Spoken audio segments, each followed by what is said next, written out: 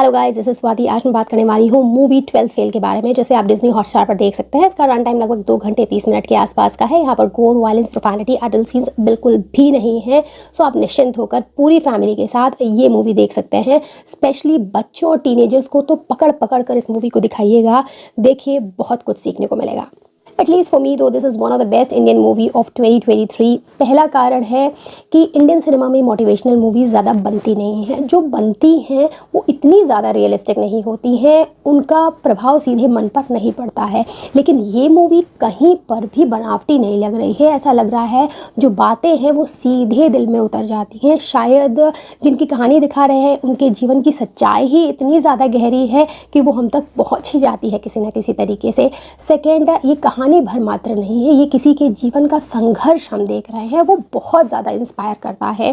Third, यहाँ पर विक्रांत मैसी की एक्टिंग बहुत ही ज़्यादा बेहतरीन है। वो एक जादूगर की तरह यहाँ पर है, जो रियल और रील मनोज शर्मा के बीच की जो लाइन है वो हमें दिखने नहीं देते हैं। बाकी आजकल के फिल्मी ट्रेंड के हिसाब से जब कोई सताया गया लड़का हाथ में बंदूक लेकर पूरे देश को अपने अंडर कर लेने का दावा करता है, तब उसको लोगों की तालियों और शाबाशियों से नवाजा जाता है। ऐसे में 12th फेल जो प्रेमचंद की कहानियों से मिलती जुलती कहानी है, कहानी ही नहीं कहेंगे इसे, किसी के जीवन की सच्चाई है, संघर्ष है, को लोगों द्वारा इतना ज़्यादा पसंद किया जाता है, सराहा जाता है, तो एक बहुत बड़ा पॉजिटिव सिंबल है आगे आने वाले इंडियन सिनेमा के लिए। अब क्योंकि ये एक इंडियन मूवी है तो आप इसे मेरी बायसनेस भी कह सकते हैं कि मैं इस मूवी को 10 आउट ऑफ 10 रेटिंग दूंगी। मुझे तो बहुत पसंद आई है। बाकी पूरी मूवी के साथ मेरा क्या एक्सपीरियंस रहा है, क्या क्या अच्छी चीज़ें मुझे यहाँ पर मिली हैं, ये मैं अपना एक्सपीरियंस आपसे शेयर करती हूँ और आप डिसाइड करेंगे कि आपको ये मूवी देखनी चाहिए या नहीं देखनी चाहिए। इससे पहले अगर आप नहीं आए हैं then please subscribe. So what this movie 12th fail, अगर हम स्टोरी की बात करते हैं तो मनोज जो चंबल के मुरैना गांव में रहते थे, उनके पूर्वजों ने उनके लिए कोई ज़मीन जायदाद खजाना नहीं छोड़ रखा था, लेकिन गुणों की जो थाती उनके बाबा से होते हुए पिता से चलकर मनोज तक पहुंची और वो सच्चाई और ईमानदारी की ज्योत अंदर बुझी पड़ी थी, वो डीएसपी ने अपनी बात से जगा दी। वो लॉ जानने के बाद मनोज ने पीछे नहीं देखा। उन्हें ज़्यादा कुछ पता नहीं था। पहले तो उन्होंने 12th ईमानदारी से पास किया, एक बार फेल होने के बाद फिर ग्वालियर चल पड़े पीसीएस का एग्ज़ाम देने के लिए, लेकिन वहाँ पीसीएस का एग्ज़ाम हो नहीं रहा था। ग्वालियर में उन दिनों कैंसिल हो गया था। सो प्रीतम नाम का लड़का उन्हें मिलता है जो उनके साथ बहुत आखिरी तक आपको मिलने वाला है, जिसका नरेशन आप यहाँ पर सुनेंगे वही मनोज की कहानी सुना रहे हैं, क्योंकि वो काफ़ी उनके अप क्लोज फ्रेंड बन गए थे। अब मनोज प्रीतम के साथ दिल्ली निकल जाते हैं, जहाँ प्रीतम से उन्हें एक नया लक्ष्य मिलता है आईपीएस ऑफिसर बनने का। वो मुखर्जी नगर में रहकर कड़ी मेहनत करने लगते हैं। हम आपकी तरह रात भर जग कर चाय पे चाय चढ़ाते हुए, कॉफ़ी पीते हुए, आंखों में आई ड्रॉप्स डालकर जगने की कोशिश करते वाली मेहनत नहीं, लाइब्रेरी में काम कर कर पैसा कमाने वाली मेहनत, बाथरूम टॉयलेट साफ करने वाली मेहनत और उसके बाद लग कर पढ़ाई करने वाली मेहनत, खुद से प्रीलिम्स क्वालिफाई करने वाली मेहनत करने लगते हैं। मतलब रियल वाली मेहनत, जो कि एक बहुत बड़ा इंस्पिरेशन आपको देगी जब आप मूवी देख रहे होंगे। मेरा मन तो ज़्यादा नहीं कह रहा है मूवी के बारे में बताने का, बिकॉज आप उसको एक्सपीरियंस करेंगे। ये कहानी नहीं है, आपके दिल में उतरेगी ये सारी चीज़ें। गौरी भैया मिलते हैं जिनका एंगल मुझे बहुत अच्छा लगा है। इनकी लाइफ पार्टनर श्रद्धा भी इनको वहीं मिलती है। इनका लव स्टोरी वाला एंगल बहुत ज़्यादा बढ़िया है और श्रद्धा इतनी ज़्यादा ग्रेसफुल लगी हैं। वो इनसे पहले पीसीएस का एग्ज़ाम क्रैक कर लेती हैं, ऑफिसर बन जाती हैं, स्टिल वो मनोज के लिए वेट करती हैं। बहुत सारा कुछ है इस मूवी में बताने को, बट मेरी आपसे गुजारिश है इस मूवी को मिस ना करें। हर एक सेकेंड इसमें आपको कुछ नया देखने को मिलता है। जैसे लाइफ उठापटक करती है ना, बस वही सारी चीज़ें कहानी में चलती रहेंगी। कुछ पॉजिटिव्स और नेगेटिव्स की मैं बात करती हूँ, नेगेटिव्स तो ज़्यादा नहीं है। जो सबसे बड़ा और पहला पॉजिटिव मुझे इस मूवी का लगा है वो है विक्रांत मैसी की फिनोमिनल एक्टिंग। उन्होंने कोई कसर नहीं छोड़ी है मनोज शर्मा के कैरेक्टर को रियलिस्टिक बनाने में।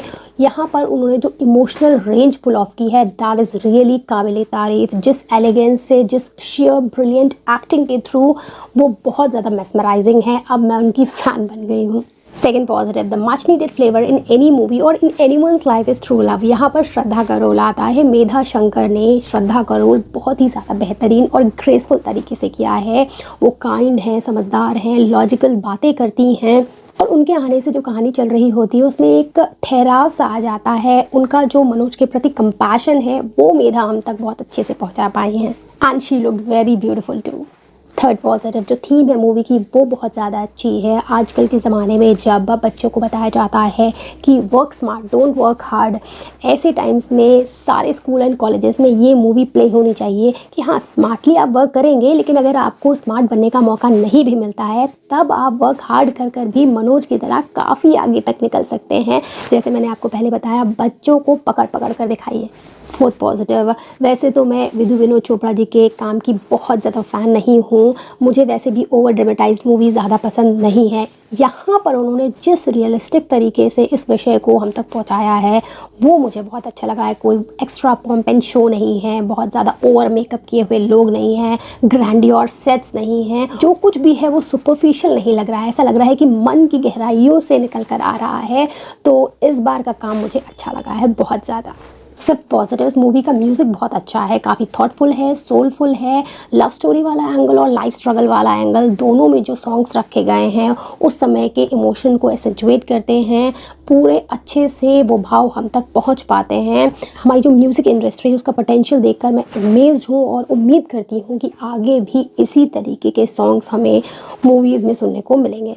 अगर अब हम ड्रॉबैक्स की बात करते हैं तो कुछ लोगों का ये कहना हो सकता है कि this movie is not true to the source, जो मेन रियल स्टोरी है उनकी लाइफ की उसमें कुछ क्रिएटिव लिबर्टी लेकर ये मूवी बनाई गई है। तो क्या फ़र्क पड़ता है, आप कोई डॉक्यूमेंट्री तो नहीं देखने जा रहे हैं, उसको थोड़ा ड्रामेटाइज करके दिखाया जाएगा तो लोग और ज़्यादा इंस्पायर होंगे, मूवी के साथ बंधे रहेंगे। देन सेकेंड नेगेटिव, कुछ लोग इस कहानी को rich versus poor, English versus Hindi medium देख सकते हैं, लेकिन यही तो ये मूवी नहीं करना चाहती है, प्रॉपर बैलेंस बनाकर दिखाने की कोशिश कर रही है। अब ध्यान दीजिएगा, हाँ ये माना कि जो गरीब बच्चे हैं वो पीछे रह जाते हैं, उन्हें डबल ट्रिपल मेहनत करनी पड़ती है, लेकिन इस मूवी का लक्ष्य भी वही है, बताना कि हार्डवर्क से, ऑनेस्टी से आप उस बाधा को भी पार कर सकते हैं। यही तो इंस्पिरेशन है इस मूवी का।